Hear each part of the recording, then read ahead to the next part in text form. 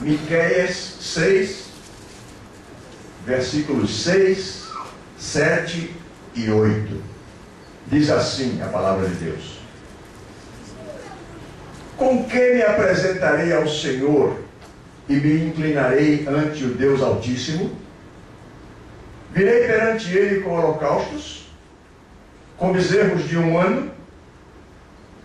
Agradar-se-á ao Senhor de milhares de carneiros, de 10.000 ribeiros de azeite? Darei o meu primogênito pela minha transgressão, o fruto do meu ventre pelo pecado da minha alma?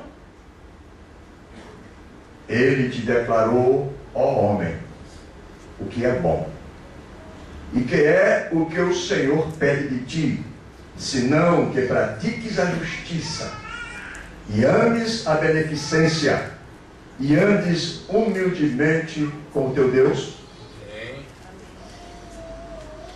Eu quero refletir com a igreja sobre esta inquietação que foi levantada pelo homem de Deus e a resposta que Deus lhe deu. Este homem, Miqueias, profeta de Deus, estava preocupado como chegar diante de Deus. Então, o primeiro e o segundo versículos falam da tentativa inútil do homem de livrar-se dos seus pecados, fazendo sacrifícios ou praticando boas obras. E aqui nós estamos diante de um caso extremamente interessante de alguém preocupado em se livrar de seus pecados, até oferecendo o seu filho primogênito como sacrifício. Deus nunca aceitou sacrifícios humanos. Mas aqui está alguém preocupado em dizer que até o seu filho ele é capaz de oferecer a Deus em sacrifício, se porventura isto for suficiente para levá-lo à presença, para livrá-lo de seus pecados. E aí vem a resposta de o que é que Deus quer de nós. É muito importante que nós saibamos o que é que Deus espera de nós. Como é que nós podemos, com todas as nossas imperfeições, com todos os nossos defeitos, como é que nós podemos nos candidatar a chegar na presença de Deus? Uma vez, o profeta Isaías teve uma visão grandiosa. Capítulo 6 do livro do profeta Isaías, ele relata uma visão grandiosa, em que ele viu os querubins e serafins esvoaçantes na presença do trono de Deus. Ele viu a glória de Deus. E aí, preocupado com a sua imperfeição, preocupado com a impureza dos seus lábios, Isaías disse: ai de mim que vou perecendo, porque os meus olhos viram a glória de Deus. Deus permite sim que aqueles a quem Ele escolhe cheguem à sua presença. É fundamental. Mas existem condições para que isto possa acontecer. E nesta noite eu queria que todos nós, Igreja do Senhor, que todos os nossos amigos que nos alegram com a sua presença aqui neste santuário, saíssemos daqui sabendo o que é preciso fazer para chegar diante de Deus. No Novo Testamento nós encontramos um episódio muito interessante de um centurião romano chamado Cornélio. Este episódio está narrado no capítulo 10 do livro dos Atos. Cornélio era um homem que não era cristão, tomou conhecimento do cristianismo porque viveu numa época logo depois da presença de Jesus aqui no mundo, por volta do ano 40, 50 da era cristã.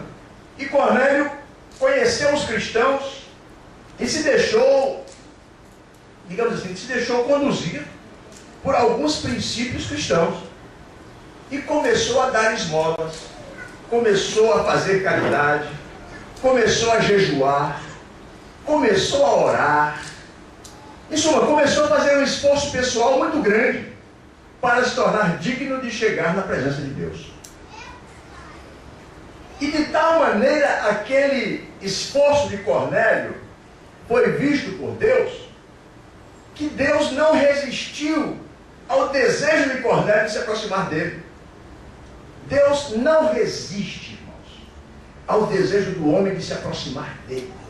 Quando nós damos um passo para Deus, Ele estende os seus braços, suas mãos, Ele abre o coração para nos acolher. Quando Deus viu o desejo daquele coração de se aproximar dele, de Deus, Ele mandou um anjo falar com ele.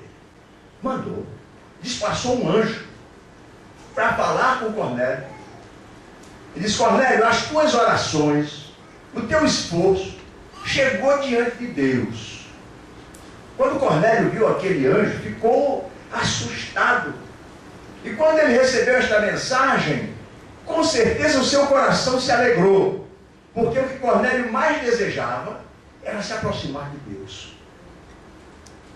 Talvez haja alguém aqui nesta noite assim, que tem um desejo muito grande de saber por onde deve caminhar para chegar até Deus.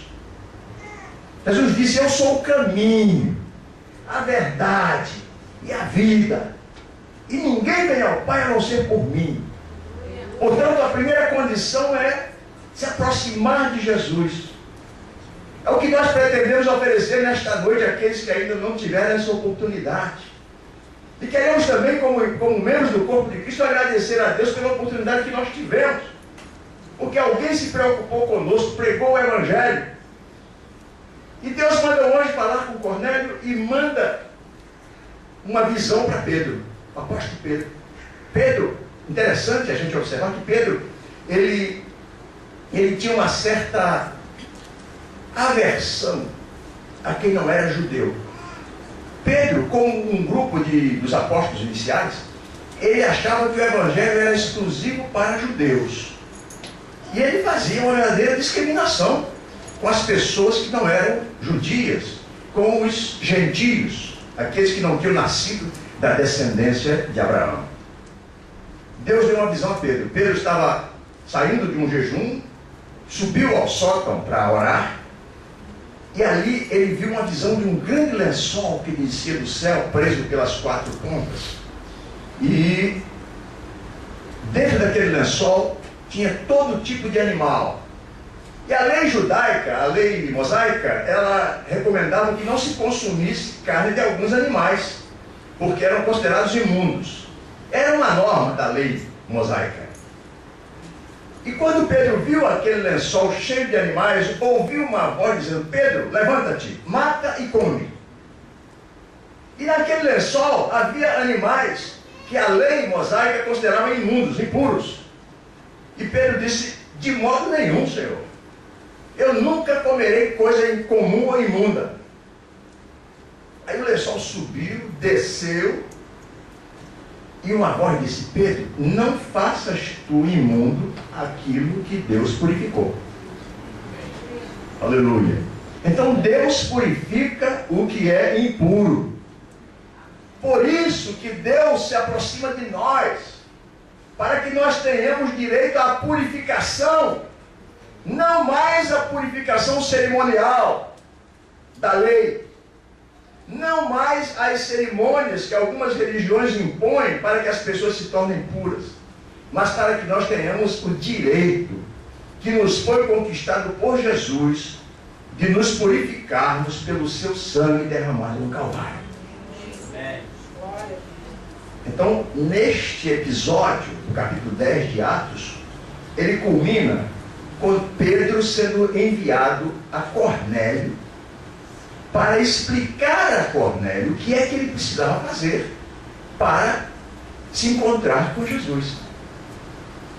Então, sem esse encontro pessoal com Cristo, de nada adiantam as cerimônias, de nada adiantam as boas obras, para nenhum efeito servem as coisas que nós praticamos, as nossas justiças, que são consideradas por Deus como trapos de imundícia. A expressão que o profeta Isaías usa é esta: as nossas boas obras são como trapos de imundícia diante de Deus. Quer dizer, de nada adianta, Deus não vai considerar o que nós fazemos de bom, porque realmente o pecado afasta o homem da convivência com Deus.